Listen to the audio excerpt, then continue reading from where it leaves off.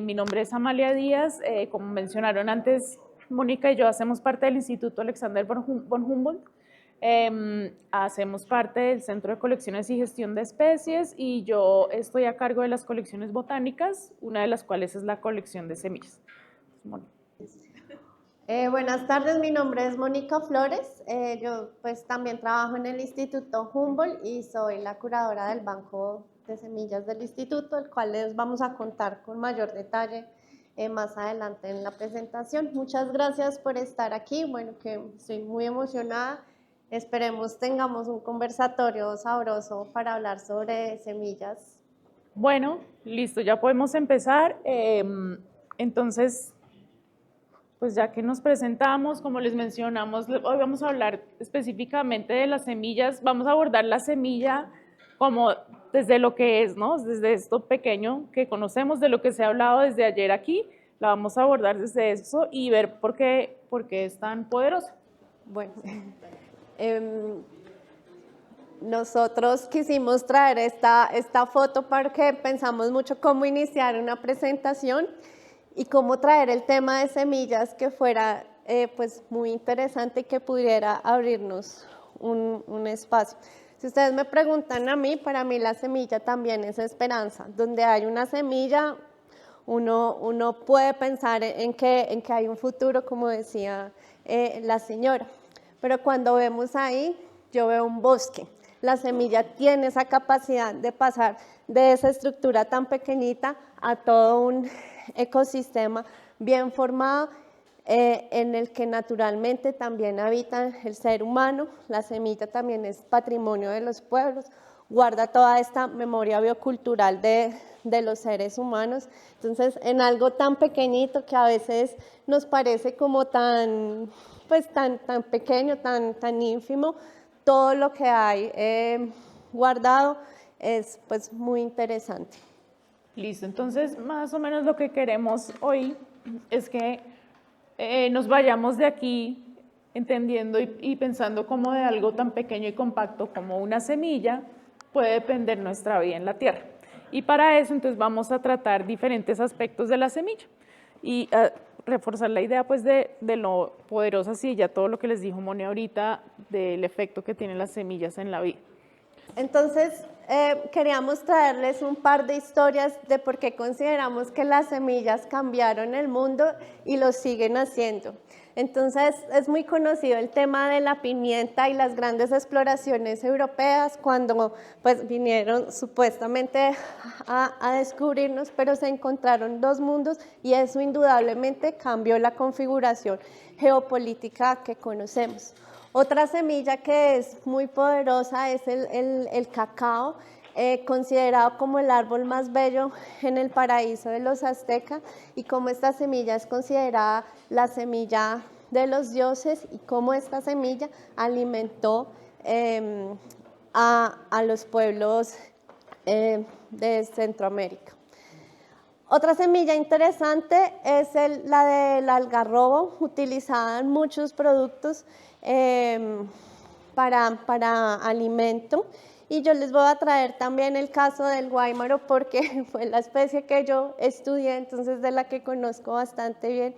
Y el guáimaro es una especie que en Mesoamérica es conocida como ramón y algunos expertos la equiparan con el maíz, solo que el guáimaro es una especie silvestre. El maíz es cultivado, el guáimaro es silvestre, pero parece que mantuvo la civilización maya de Mesoamérica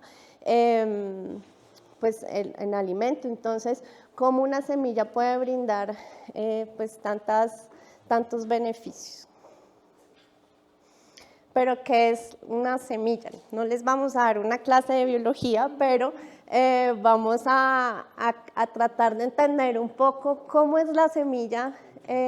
Yo quise traer un texto del Principito que me gusta porque dice que las semillas duermen en el secreto de la tierra hasta que a una se le antoja despertarse y entonces se estira y se extiende tímidamente hacia el sol, hacia una encantadora ramita inofensiva. Me parece que es una forma de describir la germinación y el crecimiento de una forma poética, sencilla y linda.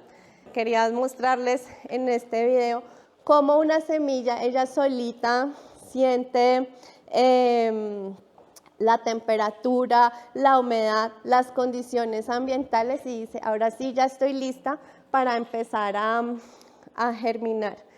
Pero lo pueden ir buscando. Este es un ejemplo fascinante, es una especie que se llama Erodium cicutarium. Su forma es como un tornillito. Entonces, cuando apenas siente que las condiciones están ideales para germinar, ella sola se entierra y abre como su camino. Pero ¿cómo es una semilla? Esto es a nivel general. Una semilla está compuesta por diferentes estructuras que le permiten germinar. Básicamente me voy a centrar en el embrión, que es lo que está más anaranjado, y el endospermo, que es como toda la loncherita que tiene la semilla para poder germinar. Entonces, en esta cosita tan pequeñita, la semilla tiene absolutamente todo para poder esperar si es necesario esperar, si las condiciones no están adecuadas, y germinar cuando las condiciones pues ya están adecuadas.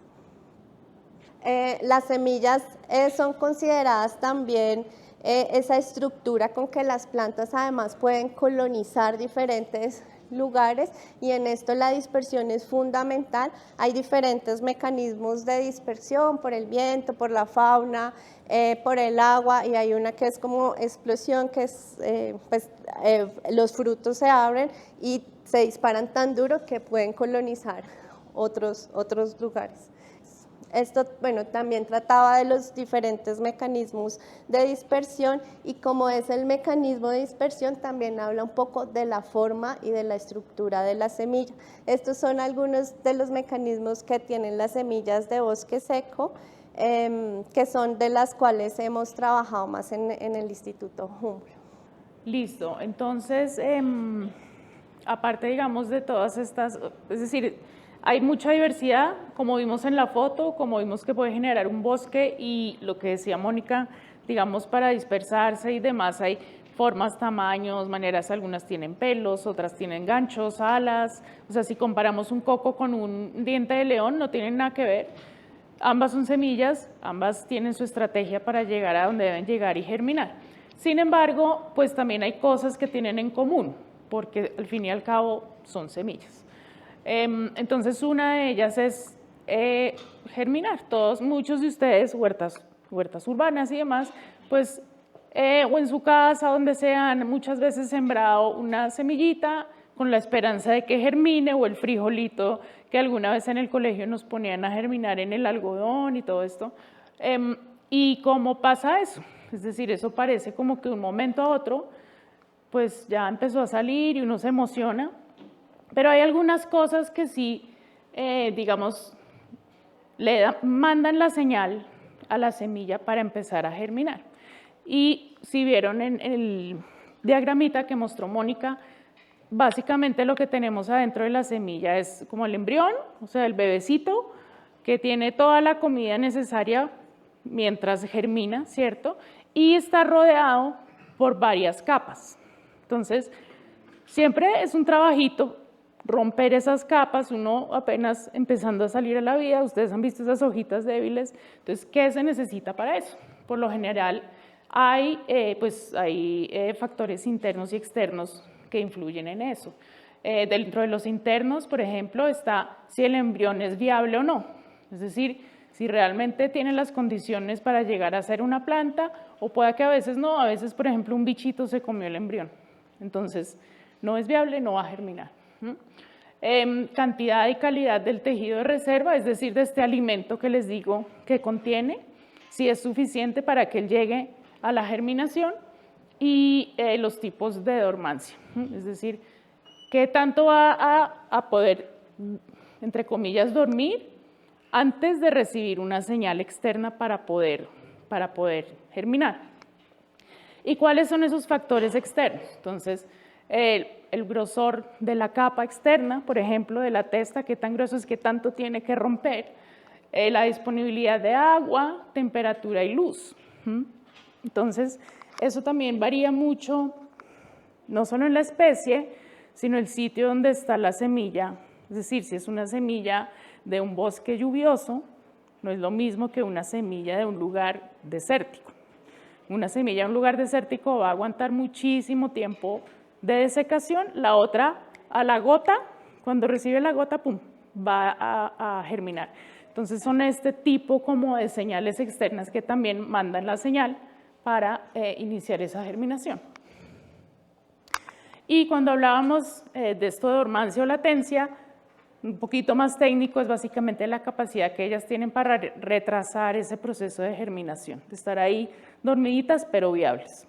Entonces, un poquito más sobre germinación, entonces el embrión tiene la capacidad de transformarse en una pequeña planta o plántula que sea capaz de valerse por sí misma mediante algunos mecanismos. Absorción de agua por la semilla, muchas veces, si se acuerdan, que hace uno con el frijol, lo pone en un algodón, pero el algodón está húmedo. Entonces, es esto, es como que la semilla esté en contacto con agua, la imbiben en agua. Activación del metabolismo, síntesis de proteínas y demás, todo eso se activa cuando recibe estas señales de luz, de humedad, y el embrión se elonga o crece, digamos, y rompe esa testa, que en ocasiones, como dijimos, puede ser gruesa. Y esto ya es como para conectar un poco, pues gran parte de lo que hemos hablado aquí, se ha hablado en las otras charlas también, es que, claro, estamos hablando de la semilla pues como objeto, pero ella no está desligada de nosotros como civilización. Y básicamente, pues, o sea, momentos importantes, el más, digamos, importante para resaltar sería el origen de la agricultura, que básicamente nos hizo cambiar de nómadas a sedentarios como civilización, y eso es una relación directa con las semillas. Entonces, con ellas nuestra historia ha empezado siempre muy desde lo alimenticio. En sus inicios fue así. Esta foto es una muestra de una instalación artística que se hizo en Nueva York. También, o sea, que es muy raro ver pues un campo así de trigo en Nueva York, pero esa es la idea, ¿no? Como que de todas formas estamos conectados y no olvidemos eso. Y pues obviamente algo mucho más cercano a nosotros, lo que consumimos a diario, que pueden ser frutas y demás, y que a veces lo olvidamos. Esto es un mapa, pues en general, de orígenes y regiones primarias de diversidad de cultivos agrícolas, ya que estamos hablando pues de nuestros inicios con el origen de la agricultura, como para tenerlo presente. Entonces, ya que hablamos un poquito de esto, de qué es una semilla, por qué germina, qué necesita, pues en la medida en que uno empieza a conocerlas, también puede decir, bueno, yo podría almacenarlas. Y entonces, si pensamos en el origen de la agricultura y en todo esto, yo podría almacenarlas y tener alimento en condiciones cuando se ponen difíciles. Entonces, vale la pena hablar un poco del almacenamiento de las semillas y cómo se almacena.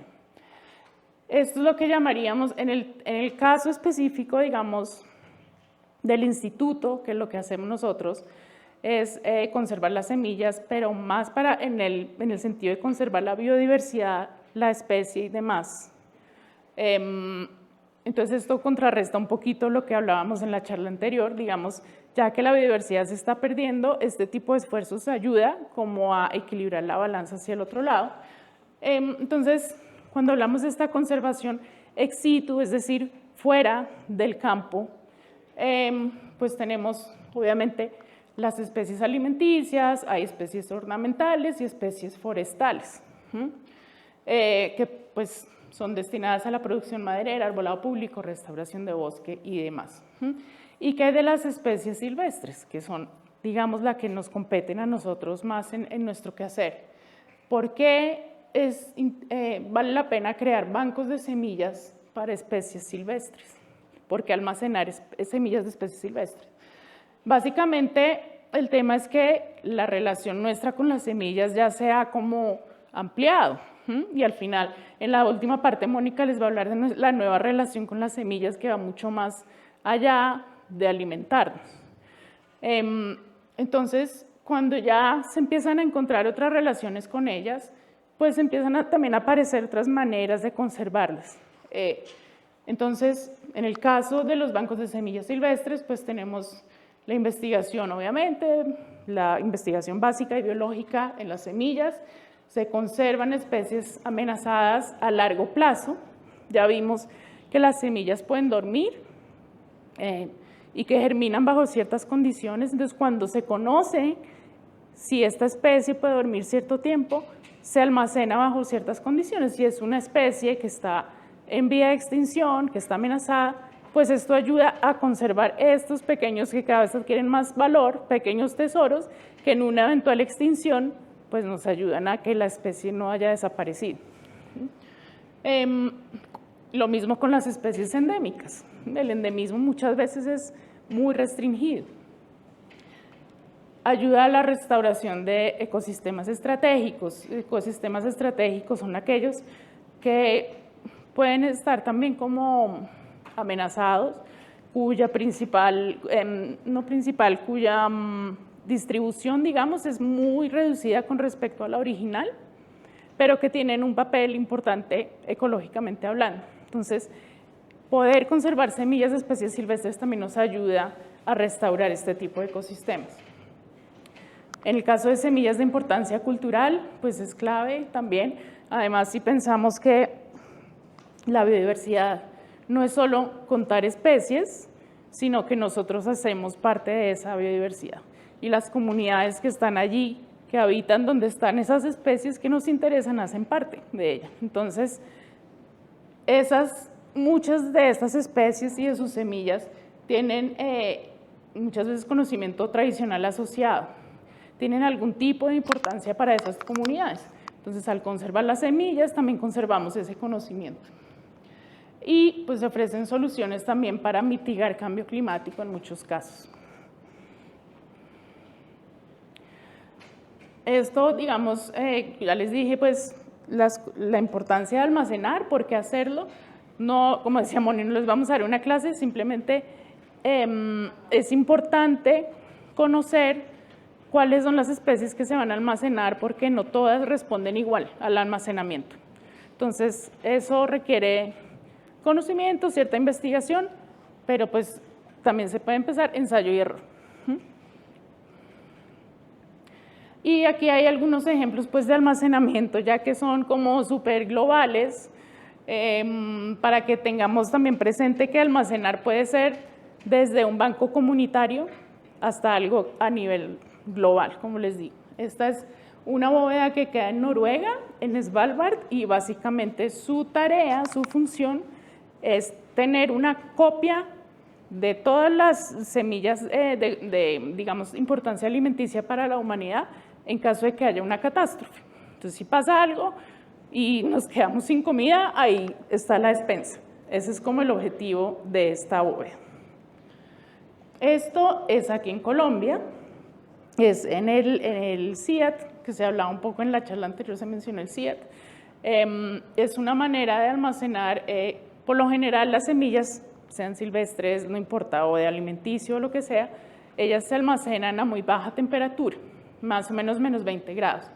Uno puede lograr eso con un congelador o con una cava, como en este caso. El caso es que obviamente, pues en este caso hay muchas condiciones controladas y hay muchísimo más espacio también. Entonces, son ejemplos que se encuentran. Y tenemos también los bancos comunitarios, también súper válidos. Y además, el tema es que no necesariamente requieren el congelador, la cava, porque es según las necesidades. Entonces, Svalbard en Noruega pues es gigante porque es para que nos salvemos todos, pero la comunidad necesita es lo inmediato. Entonces, todo también es a escala y es necesario a todas las escalas.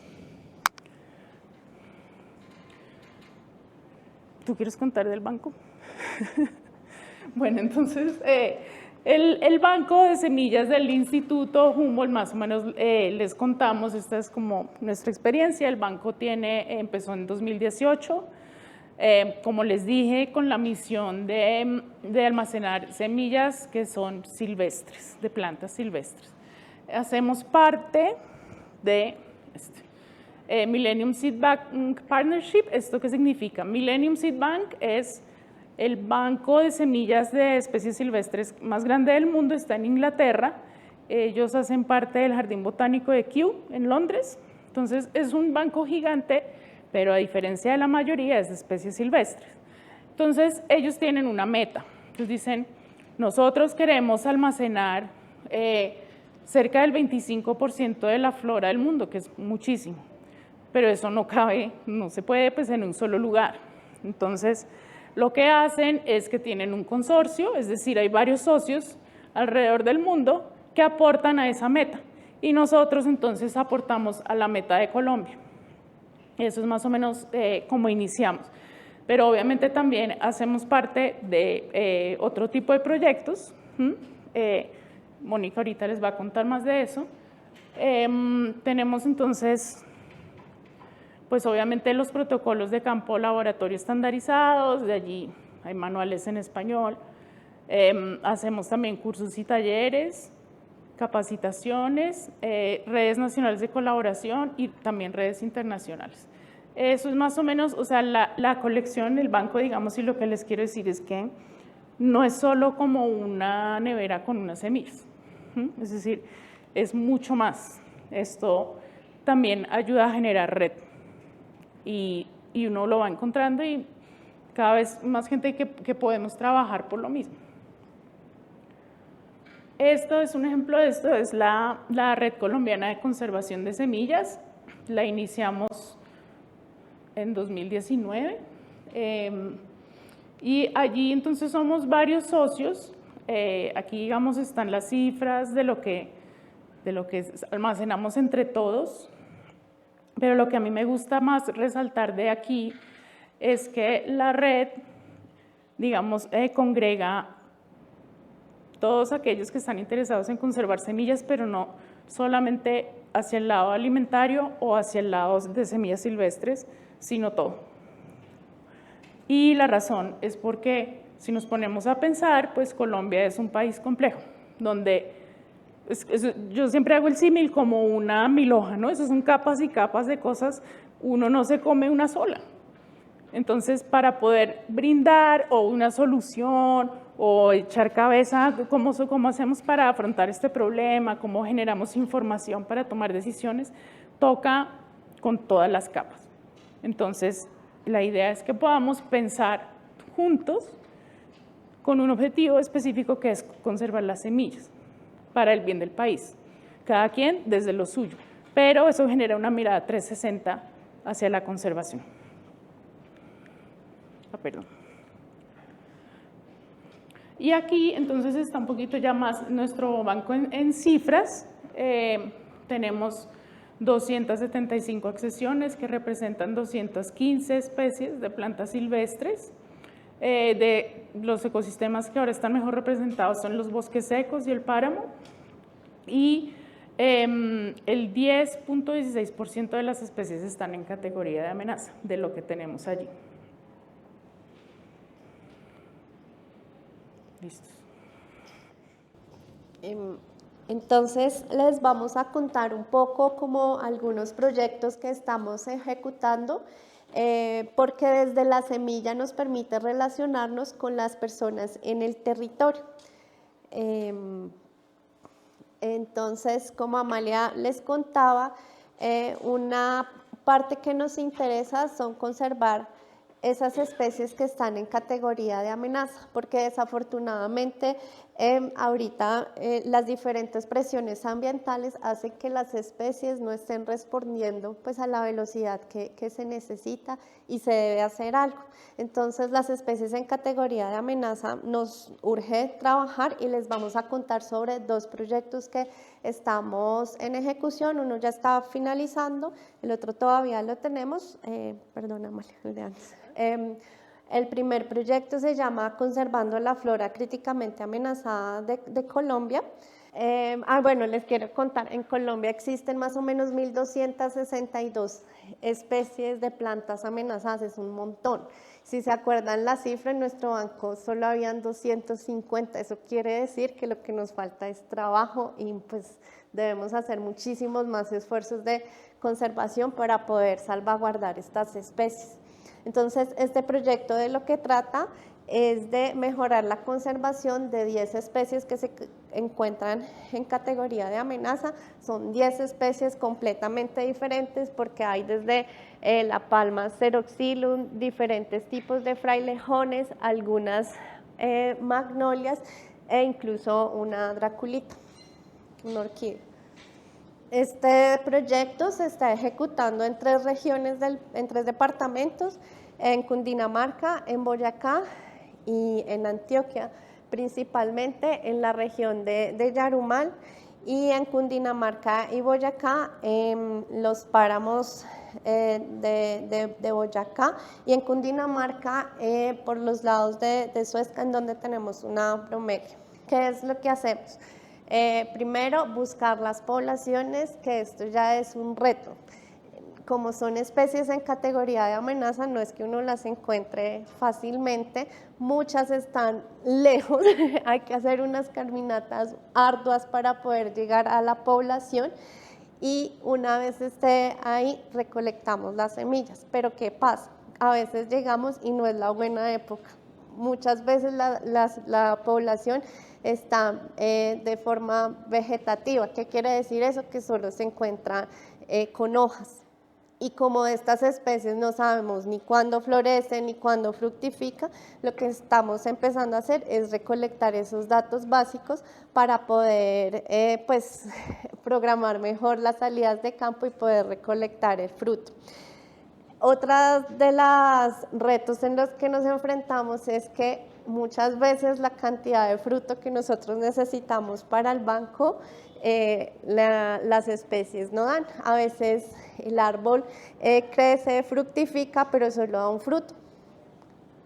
Vuelve uno al mes y da otro fruto. Entonces, no es como la cantidad que uno quisiera tener para poder recolectar las semillas, pero así funciona la especie. Entonces, lo que hacemos es poder entenderlas. Después de las salidas de campo y de haber recolectado semillas, en el caso de que sí podamos, lo que hacemos es llevarlas al laboratorio, allá las procesamos, las limpiamos, les quitamos. Nosotros no conservamos el fruto, sino la semilla específicamente, entonces tenemos que quitar toda la carnosidad que rodea la semilla, la contamos, la pesamos, hacemos unas tomas de fotografía, porque la semilla, al ser tan importante para los diferentes procesos que contábamos, la mayoría de veces no se conoce ni siquiera cómo es. O sea, no tenemos la información básica para poder dar algunas directrices o alguna pues base para diferentes investigaciones. Lo otro que hacemos son pruebas de viabilidad, y lo que les mencionaba Amalia, y es saber si la semilla efectivamente es viable y se puede conservar en las neveras o hay que descartarla. Estas pruebas se realizan de 2 formas, es pues con germinación normal o usando un químico que se llama tetraciolo, que lo que hace es tinturar el embrioncito, como se puede ver en la foto de allá. Entonces, cuando la semilla respira, lo que hace es tinturarse, entonces nos indica que la semilla sí la podemos conservar. Y adicional a esto, que es la propagación, la conservación ex situ, también hacemos conservación in situ. Entonces, tenemos diferentes aliados regionales. En Antioquia principalmente trabajamos con la Corporación Salvamontes, y lo que hacemos es apoyar los viveros de la corporación para poder propagar estas semillas.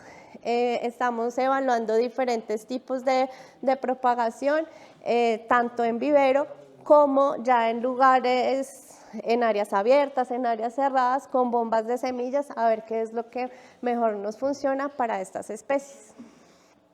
El otro proyecto que estamos ejecutando, que además es muy interesante, es el monitoreo comunitario para la propagación de especies amenazadas. Este proyecto se está llevando a cabo en Río Claro, ya está finalizando. Y lo que trata este proyecto también son 8 especies en categoría de amenaza. Hacemos conservación in situ y ex situ.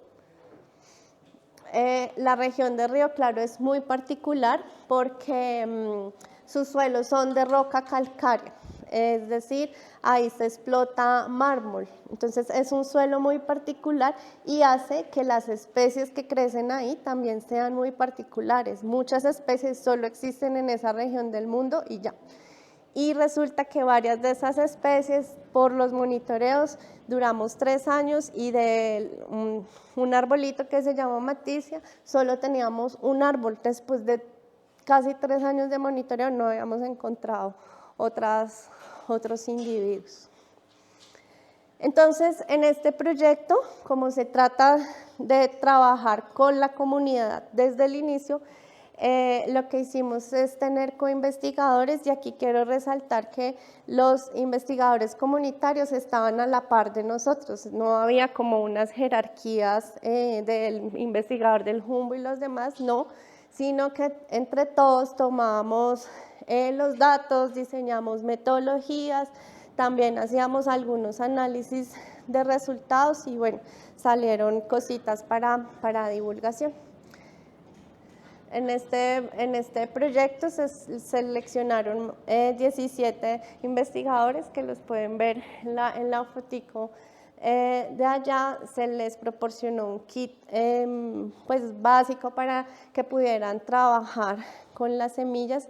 Aquí fue muy interesante porque pues como ellos están en el territorio, son quienes tomaban los datos de fenología, es decir, revisaban cada X tiempo si los árboles estaban en fruto, si estaban en flor, recolectaban las semillas y las podían almacenar por un periodo de tiempo en los kits que les proporcionamos. Además utilizamos la tecnología, utilizábamos un programa que se llama CoCollet con el que podíamos procesar los datos pues de forma rápida.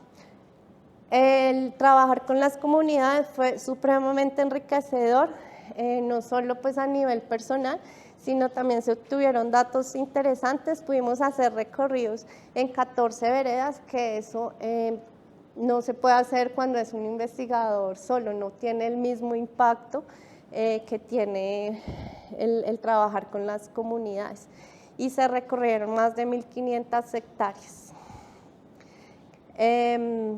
Como pudimos recolectar 4 especies de las 8 que queríamos para el banco de semillas, esto porque no todas las especies se comportan igual, entonces este es un ecosistema húmedo, no todas las especies tienen la capacidad de poder resguardarse en el banco de semillas. Sin embargo, de estas 4 especies pues pudimos resguardar algo en nuestro banco. Y adicional, ahí sí ayudamos a formar viveros familiares y comunitarios para que las personas propagaran las especies, y quiero confesarles que era muy emocionante ver cómo nosotros teníamos 17 coinvestigadores, pero eso se multiplicó porque los investigadores llevaban a su esposa, a sus hijos, entonces al final era un grupo grandísimo, todos en torno a la conservación del bosque. Estas especies no las conocían cuando nosotros llegamos pues hace 3 años, no son tan conocidas, no eran especies tan carismáticas, pero ahora si usted les pregunta a alguno de ellos, hablan bastante sobre la biología, la ecología de estas especies. Ellos mismos han pasado esa información a chicos de la escuela, del colegio, y tienen áreas de conservación, y las plantulitas propagadas ya se están llevando a otras áreas pues, para poder multiplicar la especie en la región. Adicional, pues se crearon unas guías para la divulgación de la información y de los resultados que obtuvimos. Son estas 3 guías, que son el Plan de Acción y la Conservación de Especies Amenazadas, la guía de monitoreo participativa de árboles amenazados y la guía de propagación de especies amenazadas. Todas son de uso libre y público y están en el repositorio del Humboldt por si es de interés de ustedes. Y bueno, con esto acabamos como la parte de presentación. Entonces estamos abiertos a preguntas. Muchas gracias, muy amable, muy interesante. De pronto la mayoría hemos escuchado hablar de Instituto Humboldt, pero ya en algo tan específico yo no tenía ni idea que estuviera en un campo tan específico. Esta semana ha sido importante, pero creo que teniendo el interés que tenemos que promulgarlo más y no puede quedarse solo en una semana que se hizo esta actividad. De pronto no había ocurrido antes, no sé si ocurrió antes o no, pero esto es urgente. Estamos hablando de la vida. Estamos viendo que podemos perderla por no ponerle más aceleración a esto. El punto concreto mío va, y era como una inquietud que tenía acá, con el respeto a todos los que estamos presentes acá, pero no hay jóvenes. Yo estoy ya mayor, aquí estamos ya mayores, ya estamos dando la vuelta. ¿Y dónde están los muchachos que son el relevo que debe hacerse?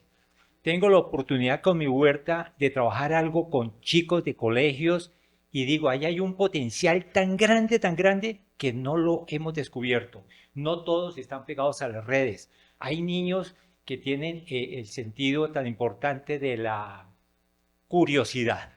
A nosotros, ¿qué es lo que más conocemos de semillas? ¡Ay, una naranja! Yo no digo una naranja tangelo, ¿por qué? Porque no tiene pepas. Oye, que comer una naranja y botar las pepas, que está botando la vida, estoy botando las matas ahí que producen. No tenemos un sentido de pertenencia y menos en la ciudad, porque en la ciudad lo tenemos todo. ¿Por cuánto tiempo? Ese es el incógnita. No sabemos qué pueda venir. ¿Qué podemos hacer para motivar más jóvenes? En la parte que decías, de esa parte de motivación, me gustó mucho porque hay unos niños ahí, jóvenes, y ellos son dinámicos. Nosotros ya tenemos la curiosidad, pero vamos a estar limitados. O sea, acelerar hacia las profesiones agronómicas, estas profesiones que se nos están perdiendo. ¿Sí? Yo tengo la oportunidad de ser agrólogo y nunca encuentro a alguien que sepa que es un agrólogo. Y yo soy un agrólogo, fue una generación especialistas en suelos que por algún día consideraron en la Tadeo Lozano que eso no era rentable y la quitaron y no hay sucesión en eso. ¿Y de qué dependemos? Así como las semillas, pues necesitan el suelo, necesitamos gente que conozca de suelos, que los cuiden y todo eso para mantener la vida. ¿Sí? ¿Qué logramos? Yo diría, de pronto Shakira nos dio una idea, cómo es que ella logra con su cuerpo mover millones de gente en el mundo y nosotros con semillas son pocos, ojalá tuviéramos más llenos. Entonces la inquietud, hacer más hacia chicos, no todos, esto no va para un público general. Yo diría que en un colegio, yo manejo en un colegio de monjas, donde tenemos un énfasis, y allá van a los que les gusta, pero escucharlos hablar después de que han estado 6 meses en la huerta, uno queda sorprendido. Entonces, orientar cosas hacia ese lado. Hay que mover a los jóvenes para que se haga una sucesión. Gracias. Vale, muchísimas gracias por la presentación. Es muy interesante todo lo que hemos aprendido hoy. Antes de comunicar mi pregunta, yo sí quería decir que en la ciudad los jóvenes y las jóvenes estamos muy comprometidas con lo que está sucediendo a nivel agroecológico. Hay un movimiento agroecológico bastante fuerte con muchas huertas urbanas. Yo hago parte de la localidad de Engativá, entonces voy a hablar del trabajo del que he sido parte y que conozco de la red de huertas Engativá, pero sé que Fontibón está organizada, SUA está organizada, o sea, el movimiento es muy fuerte y los jóvenes estamos acá haciendo el trabajo. ¿Cuál es el problema? Que nos persiguen.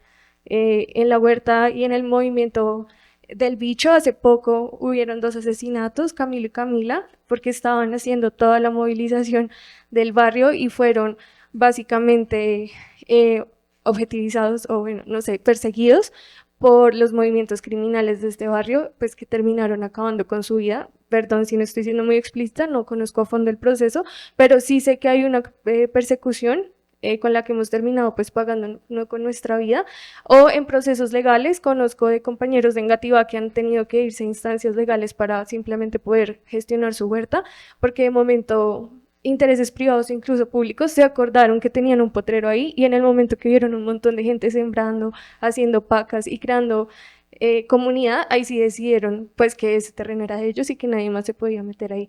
Entonces, pues nada, solo también para dar a conocer el movimiento, que si estamos acá, solo que necesitamos el apoyo, porque muchas veces somos hasta perseguidos por la misma alcaldía, por el jardín botánico, diciendo que tiene que hacerse bajo sus procedimientos, bajo sus reglas, y pues el movimiento está muy fuerte y necesitamos ese apoyo para que siga, no trancas y obstáculos para que se cierren muchas huertas.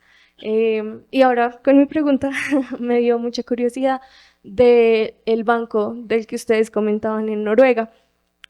Según lo que yo tenía entendido y quisiera confirmarlo con ustedes, es que eso viene bajo movimientos privados y lo que yo había entendido también es que, digamos, el dominio principal de ese lugar es de Bayer, que como la doctora Silvia nos decía anteriormente, pues Bayer tiene sus intereses bastante claros y específicos sobre esas semillas que están conteniendo.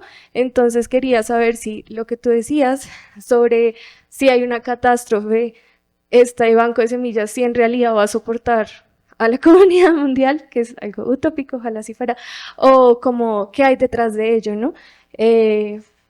Primero eso, y también saber si ese banco que está en Noruega cuida el hecho de que las semillas que lleguen ahí sean no genéticamente modificadas, pues porque como lo veíamos en la presentación pasada, el conservar este tipo de semillas pues igual conlleva muchos peligros de que si ya no se parean con estos agrotóxicos pues ya no van a ser eficientes. Entonces quería saber cuál es ese seguimiento de las semillas que llegan allá.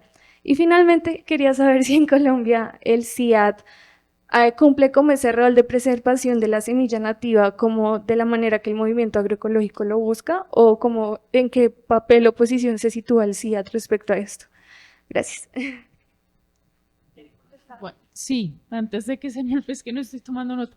Sí, pues entonces, bueno, primero, pues para el profe, sí, estoy totalmente de acuerdo. Yo no sé si Mónica quiera complementar que es clave involucrar niños, o sea, yo siento que actividades con la tierra, con, por ejemplo, observación, BioBlitz, salir a ver qué hay, que lo registren, todo ese tipo de actividades como que realmente los va a ellos involucrando en el tema de la diversidad. ¿M? Y que, bueno, si estoy en mi teléfono, también voy a mirar lo otro. Como que los va sacando un poco y de una forma divertida. Yo no sé si allá, digamos, en Río Claro tuvieron algo. Sí, en Río Claro, pues lo que les contaba era bonito ver a las familias congregadas en torno a la propagación y a la siembra de plántulas, además ver los niños muy emocionados de conocer una semilla. Una vez encontramos una especie que llevábamos buscando varios meses, que le hicimos seguimiento y nada que podíamos encontrar el fruto ni la semilla y fueron los niños el que encontraron la población, pero la semilla no nos pegaba, no propagaba nada. Y los niños empezaron a abrirlas y estuvieron súper emocionados porque había una larvita que era la que se comía la semilla. Todavía no sabemos exactamente esa larva que corresponde ni cómo está afectando todo el mecanismo, pero claramente eso es una investigación. O sea, los niños son científicos ahí en potencia porque todo les llama la curiosidad, están ahí como en la juega para poder hacer cosas. Entonces a mí sí me parece fundamental poder involucrar a las nuevas generaciones en hacer actividades de conservación.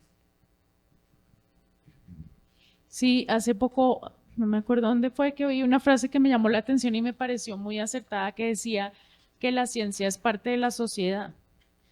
Entonces, como ya desmitificando esto de que es por allá una cosa superior y rara y está la sociedad acá, sino que en realidad la ciencia hace parte de la sociedad, el futuro científico hace parte de la sociedad. Entonces, si uno lo aborda por ese lado, lo que decíamos, los niños son científicos y la curiosidad básica es lo que los va a llevar, los puede llevar allí, a despertar el interés. Y tus preguntas son varias, ok. Svalbard, yo no soy experta en Svalbard, entiendo que sí es algo privado, pero no estoy segura que sea algo de Bayer como tal. Sus procedimientos, lo que sé es que, o sea, hay una cosa que se llama caja negra que se maneja en los bancos de semillas. Cuando tú recibes, ¿cómo funciona esto? Si tú tienes un banco de semillas y tú quieres asegurar que no perder lo tuyo si pasa algo, no sé, cualquier cosa, se va la luz, se te descongela el coso y no te diste cuenta y perdiste la semilla. Entonces tú lo que haces es sacar una copia y la mandas a otro. Pero ese que lo recibe no hace nada, él solo agarra y lo mete, porque él no es su banco, él simplemente está custodiando que esté bajo las condiciones adecuadas, pero él no se va a meter a mirar qué es. Entonces, la labor de Svalbard es una caja negra mundial. Allá llega de todo. ¿Mm? Pueden llegar los GMOs, claro, pero pueden llegar otros que no. Ellos simplemente agarran y guardan. ¿Mm? Y con respecto al CIAD, bueno, es que es complejo porque el CIAD a veces se ve un poco satanizado por lo que es una institución internacional y se mezcla con todo esto que oímos ahora, pero funciona de manera diferente, ¿m? Porque su misión realmente sí es la alimentación y ellos, como no me acuerdo si se mencionó, ellos trabajan con frijoles y forrajes y yuca. Y también salvaguardan, di tú, frijoles que encuentran variedades silvestres que tienen es decir, alguna utilidad con una comunidad. Nos han contado de algunas variedades que encontraron en alta montaña y que son muy fáciles de hacer y que estallan como si fuera una crispeta. Entonces, y ellos ahí los guardan. ¿M? No lo agarran y lo modifican y lo guardan. ¿M?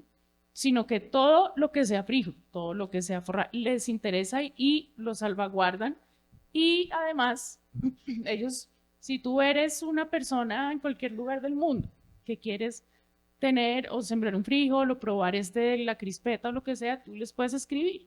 Dices, hola, yo quiero esto, y ellos por misión tienen enviar. Gratis te lo mandan. Entonces es algo diferente a una multinacional. ¿Mm? No sé si respondí tu pregunta. ¿Algo más?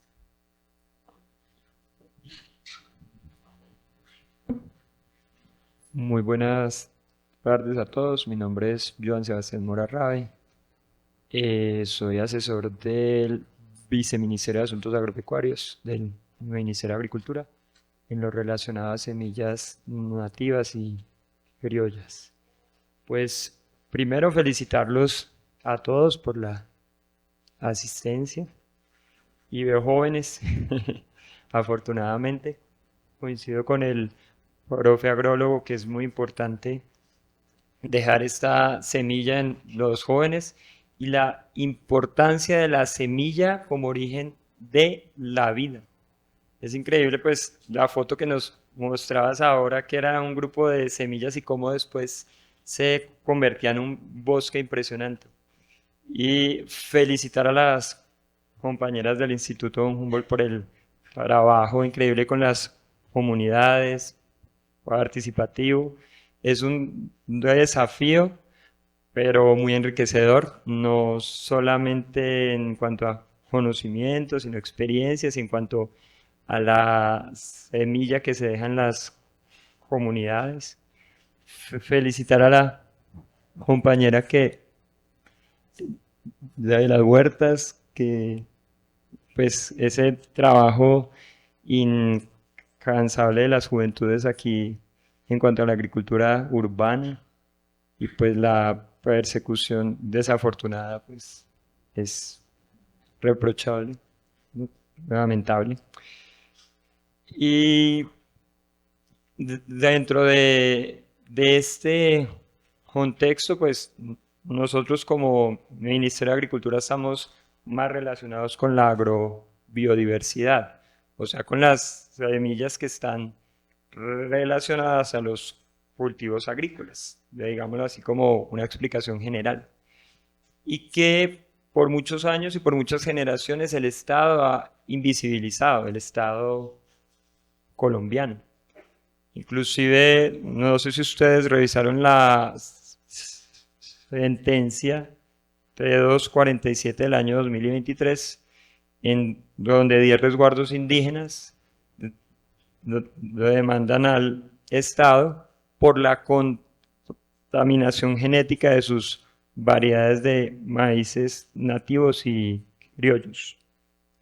Este gobierno ha tomado la bandera en responderle a esas comunidades indígenas, a esas comunidades campesinas, que a pesar de que han sido invisibilizadas, han sido las que históricamente han conservado y preservado ese patrimonio genético, que hoy en día llega a nosotros como las 24 razas de maíces criollos y nativos que se reportan en el país, aunque variedades son muchas, y de frijoles impresionantes, son muchas variedades, de arracacha, de yuca, en fin, de amaranto, quinoa, y así podría seguir enumerando especies importantes.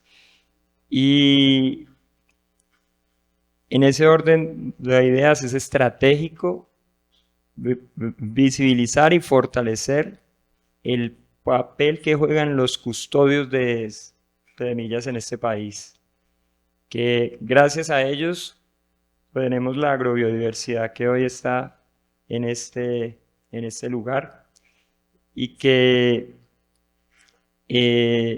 desafortunadamente cuando uno está en una ciudad desconoce un poco el origen, atrás de dónde vienen los alimentos.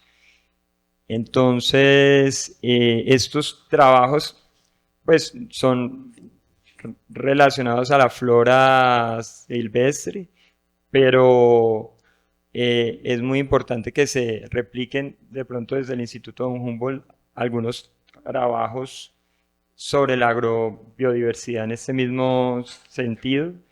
Y nosotros como Ministerio de Agricultura estaríamos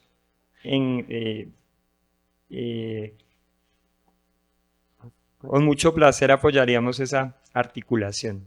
Sería excelente. Y el mensaje en general que quiero transmitir aquí al final es que cada vez que observemos un alimento nativo, criollo, como la racacha, la yuca, el maíz, el frijol, etc., pensemos en los cientos de generaciones que antecedieron a ese alimento para que llegara a nuestra mesa, en los muchos esfuerzos, a veces que hubo granizadas, que hubo inundaciones, deslizamiento, y esos hombres y mujeres que durante generaciones llevaron esas semillas de un lugar a otro para que llegaran finalmente a nosotros. Bueno, muchas gracias a todos.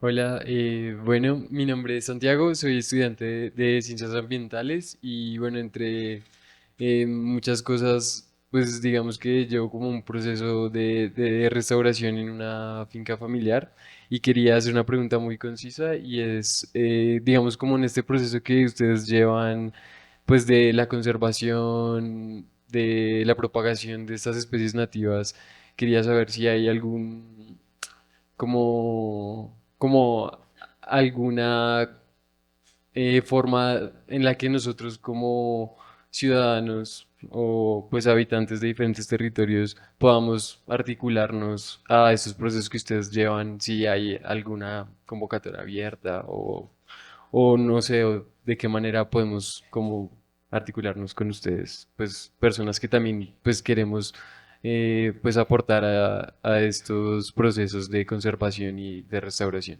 Esa es mi pregunta.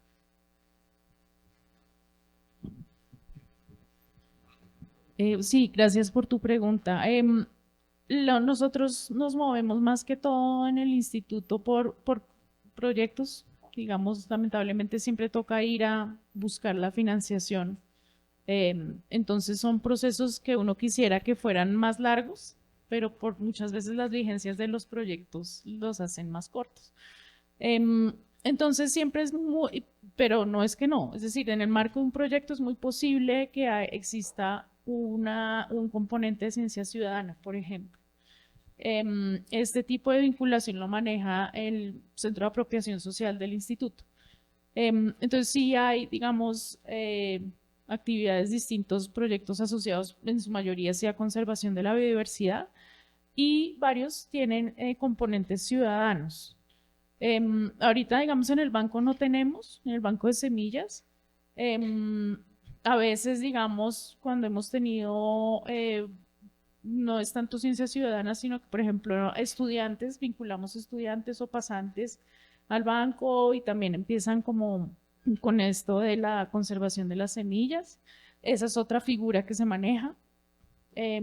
Entonces sí es más como estar atento porque muchas veces, a veces en las redes salen como está esto, en este momento que yo sepa no hay, pero sí puede haber. No, pues de pronto estar pendiente también de la Red Colombiana de Conservación de Semillas, porque nosotros somos uno de los bancos silvestres, pero no el único. También está el del Jardín Botánico de Bogotá, el del Jardín Botánico de Cartagena, y bueno, la idea es que ojalá a futuro podamos extendernos a otras regiones del país. Entonces, pues como estar pendientes. Quería también agregar un poquito a lo que decía el compañero de los agroecosistemas. Actualmente estamos como trabajando un poco más en esa relación que hay entre agrobiodiversidad y biodiversidad, pues digamos lo más silvestre, porque efectivamente no se puede trabajar lo uno sin lo otro y hemos visto cómo los agroecosistemas inciden en los ecosistemas naturales de manera positiva o negativa. Hay formas de hacer esa transición de cultivos a que sean un poco más sostenibles, entonces pues buenísimo si podemos trabajar más en eso. Tuvimos un proyecto que se llama Agrobiodiversidad Montes de María, que era un proyecto piloto para trabajar con ecosistema, con agrobiodiversidad, pero es un reto que todavía en el instituto tenemos, entonces pues estamos muy abiertos a ese tipo de cosas. Pues muchas gracias. Bueno, muchas gracias. Digamos, yo no tenía conocimiento, pues yo soy ingeniera agrónoma y creo que cuando uno habla de banco de semillas siempre piensa en pues las semillas para agricultura, pues o por lo menos desde mi campo realmente es como lo que se le viene a uno primero a la cabeza. Y creo que es en lo que han estado trabajando realmente muchas de las empresas y esta parte de las semillas silvestres, pues no, creo que apenas y se le está dando la importancia que se le puede dar.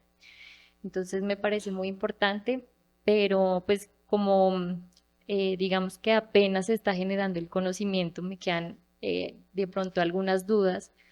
Em, Nos decía que hay semillas, por ejemplo, de las plantas silvestres que no se pueden conservar, que no se ha encontrado, digamos, la metodología o cómo se pueden conservar. Y hay otras que son, digamos, endémicas y propias de la región y pues se pueden conservar, pero son propias de la región. Entonces me surge la idea si en esa investigación, además de conservar las semillas, también se hace, por ejemplo, el análisis de suelos de las semillas o cómo ver qué características tiene, por ejemplo, el suelo para que esa planta crezca solo ahí, si hay, por ejemplo, no sé, alguna simbiosis con algún bueno, no patógeno, algún microorganismo del suelo que haga que esa planta crezca ahí y que tengan como una base de datos de todo ese tipo de pronto de información ecológica para que si la encuentran en otro lado, no sé, en algún momento, puedan decir, ve, encontramos características similares, puede que esta semilla también pueda crecer acá y ampliar de pronto la frontera en la que se pueda ubicar esa semilla. No sé si eso también se hace sé que es muchísimo trabajo, es demasiado trabajo, pero pues a mí me parecería también como importante desde el hecho de que son semillas silvestres o plantas silvestres que son como muy específicas de una región, como tener esa información porque pues conservamos la semilla, pero si no sabemos en qué condiciones se puede reproducir, pues también creo que es difícil como llegar a reproducirla. En agricultura creo que hay información mucho más amplia y de pronto, no sé, cultivar un maíz tiene características más específicas que una planta silvestre de una región específica.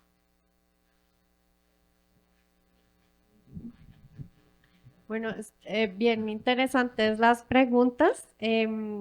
Efectivamente, la información sobre bancos forestales es más o menos nueva. Nuestro banco tiene cerca de 6, 7 años, eso es pues un periodo corto, y los bancos de semillas forestales del mundo no tienen más de 20 años. No. Entonces es un conocimiento que apenas se está iniciando. Y que lo que falta es por investigar. Lo que usted dice es cierto, sería ideal hacer cosas de suelo, en este momento no lo estamos ejecutando, pero sí es algo que se puede pensar de pronto a futuro también, incluir dentro de los protocolos un análisis de suelo. En este momento no lo tenemos, pero sí sería chévere mirar. Y como ese, pues también surgen otras preguntas, ¿no? Sobre la semilla, la ecología de la especie, los polinizadores, que falta. Lo que falta es investigación. Entonces, qué chévere que su pregunta ahora como ese espacio para invitarlos a investigar, a unirse, a pues estar como pendientes de estos temas porque falta mucho. Pues listo, entonces vamos cerrando ya. Muchas gracias por venir. Esperamos que realmente hayan disfrutado la charla, que esto nos haya conectado y nos haya como prendido chispitas en la cabeza y nos deje pensando cosas. Y pues para cerrar la semana y empezar un buen fin de semana. Ya.